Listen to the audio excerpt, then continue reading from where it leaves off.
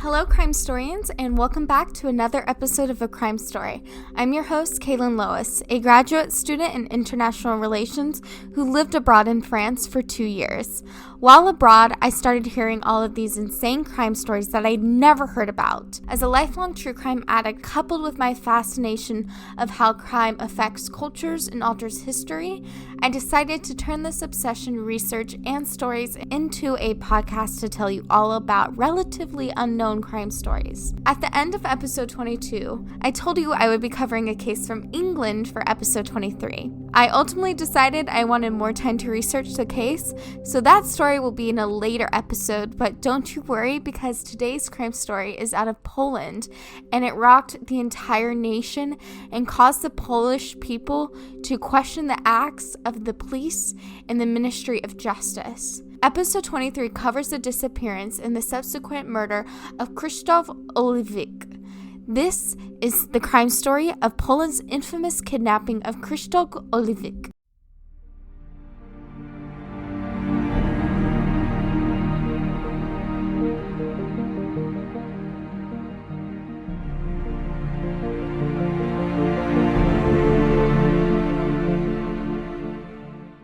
A Crime Story podcast has recently been on the top podcast charts in Poland, and I wanted to cover a story that I know my Polish listeners will enjoy. I came across an article about this case, and I couldn't believe what I was reading. It seemed to be an adventure movie plot and not a true story, but it was.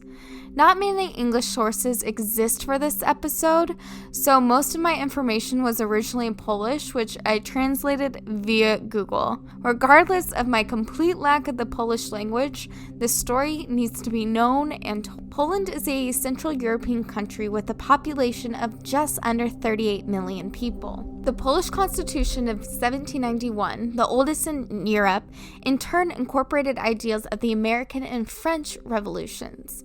Poland was heavily damaged during both World Wars due to its unique geographical position.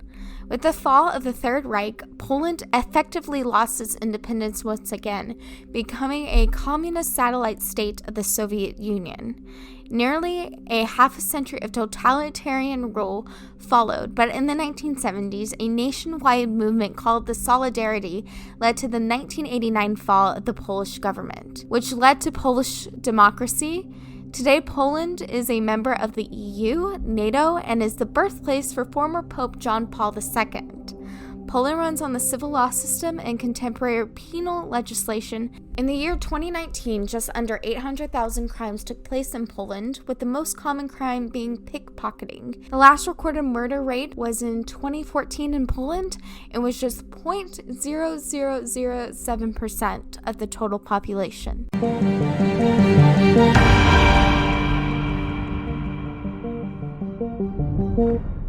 On the night of October 26th through the 27th, 2001, in Dorbyk, Poland, near the city of Plock, 25-year-old Krzysztof Olewnik was having a housewarming party for himself. Now, I couldn't find any information about Krzysztof's life and personality except for the fact that he was a businessman and the son of Włodzimierz Olewnik, who was a meat industry businessman.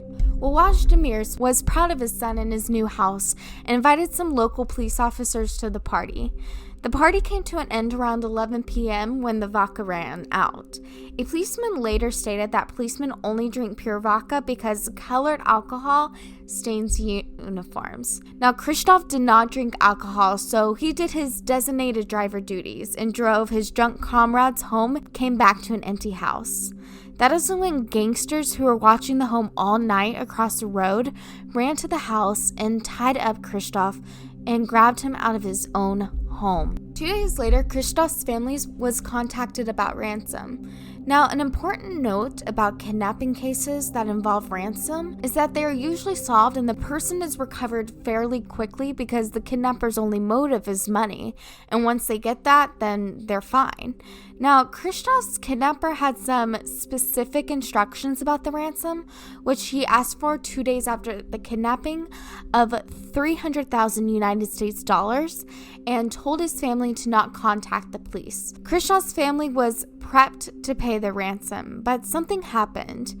Now, it's hard for me to completely understand what went wrong through Google Translate, but according to the one English article I found, it states that the kidnappers repeatedly taunted the Olewnik family. They were extraordinarily brazen, phoning the Olewniks dozens of times and sending letters handwritten by Krzysztof.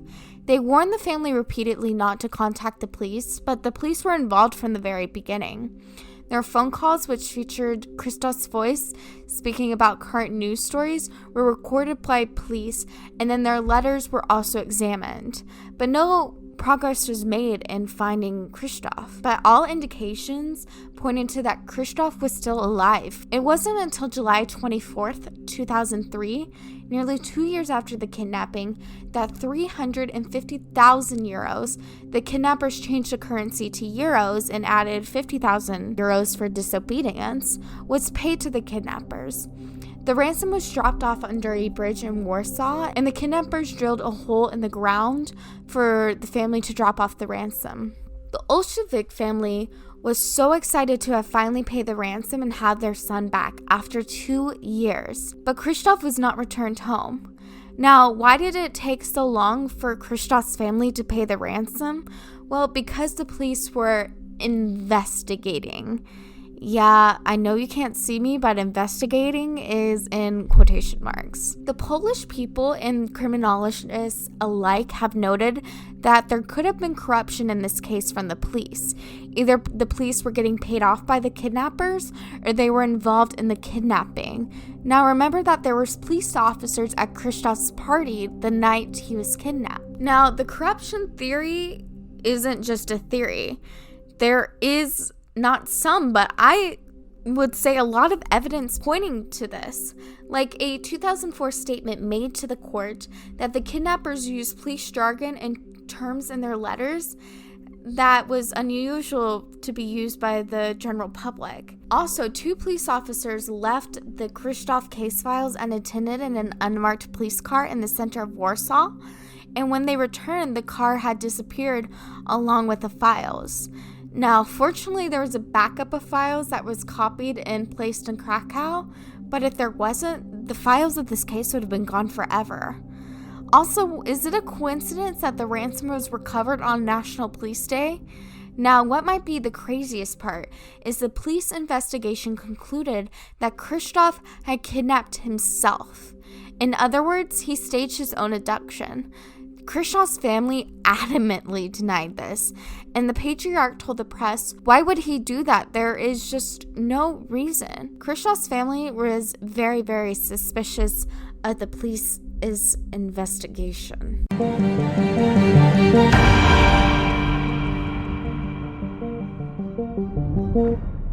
According to a 2011 inquiry about the case and the police handling of it, concluded that the police did not take the proper investigative steps to find Krzysztof. Mistakes happened from the get-go. Like, nothing from the crime scene was sent in for analysis. The police contacted Interpol a year after the abduction. The police did not track the kidnappers' phone numbers.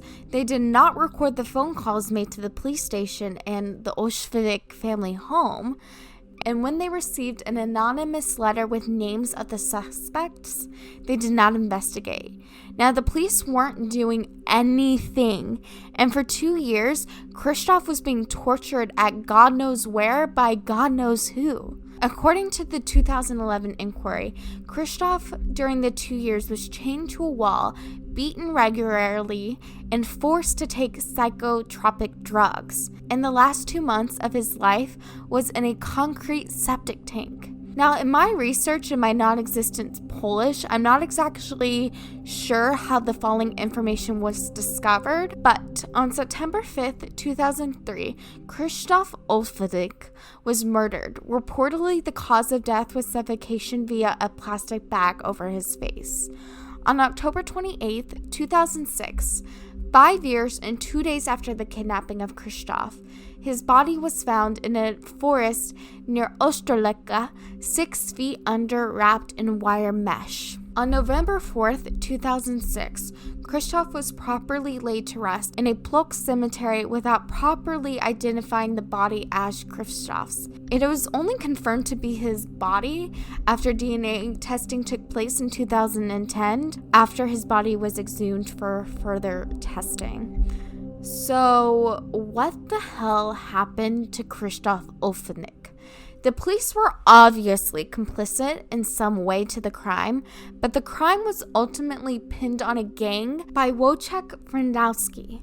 Now, Wojciech had an extensive criminal history, mostly for burglary, and was known in prison for being a leader among inmates, and even greeted Pope John Paul II when he visited a Polish prison in 1991. Now, Wojciech was believed to have worked for the feared communist Poland secret police service before the fall of the USSR. This position would have made Wojciech connected, possibly with some post-communism policemen. Though Wojciech was the leader of this gang, he was not the only one arrested for the crime. In fact, 12 people were arrested for some involvement for Krzysztof's murder and abduction and false imprisonment. So happy ending of justice, right? Wrong. Wojciech refused to speak to the police, which is his right, but before his trial began in June 2007, he was found dead by hanging in his cell. Now, Wojciech was supposedly on round-the-clock observation, but his autopsy revealed alcohol and acetaminophen were found in his system, which isn't allowed in prison, but the death was ruled a suicide. Now, 2 other gang members involved in the crime, Sławomir Kuskic and Robert Pazik, who were already convicted for their parts in the crime, were also found dead in their cells under identical circumstances in the following months. Now, these suicides were big news in Poland. Something was definitely off. Now, who provided the inmates with alcohol and acetaminophen? Well, I think that's obvious. The Justice Minister and several top officials in the Justice Department and prison services were forced to resign because of these suspicions. The remaining defendants were sentenced to terms ranging from 1 year suspended to 15 years imprisonment, and one of the defendants was acquitted. So, what was the motive for these gangsters? It's obvious to me that it wasn't money, or they wouldn't have waited 2 years for the ransom. Krzysztof's father believes it was so that the criminals could have control over his meat factory. He received several suspicious business proposals in the few years prior to the kidnapping, but turned them down when he found evidence of corruption. Some of the proposals were made by politicians and very high-ranking police officers. One of those police officers was the same officer who supervised the early stages of the investigation, in which so many mistakes were made. The 2011 inquiry noted many mistakes by the Polish police regarding the case. There are honestly too many mistakes for me to name. The one glimmer of hope is that the European Court of Human Rights awarded Krzysztof Olewnik father and sister 100,000 euros for the errors made in the investigation and sluggishness. It held that the Polish state was responsible for the actions of its officers, but 100,000 euros is nothing compared to what the Olewnik family lost. This completes the 23rd episode of a Crime Story podcast. What do you think of this case? Do you think the police were involved? Do you think the motive was really just a meat factory? You can comment on A Crime Story's Instagram at A Crime Story Pod, where I will be posting images from today's story. You can comment on A Crime Story Podcast on Facebook or at A Crime Story Pod on Twitter, or even comment and see additional photos on A Crime Story Podcast on YouTube. I am also on TikTok under the name A Crime Story Podcast. My website is acrimestorypodcast.com, where you can listen to the podcast as well as read a transcript of today's story underneath the blog tab. Thank you so much for listening. If you could please leave a review of the podcast, it helps others find the show. Also, if you could tell a friend about a crime story, I would greatly appreciate it. I hope to see you next time on February 10th, 2021, where I will hopefully have completed my research over the English case and can tell you all about it. A Crime Story is created, hosted, researched, written, and edited by me, Kaylin Lois. Sources for today's episode can be found on my website, acrimestorypodcast.com. The artwork for the show is created by Sabrina Smith. Theme music is by Ross Budgeon. Additional story editing is brought to you by my father, Mike. Thank you so much for listening to Crime Story. Stay safe at home and abroad.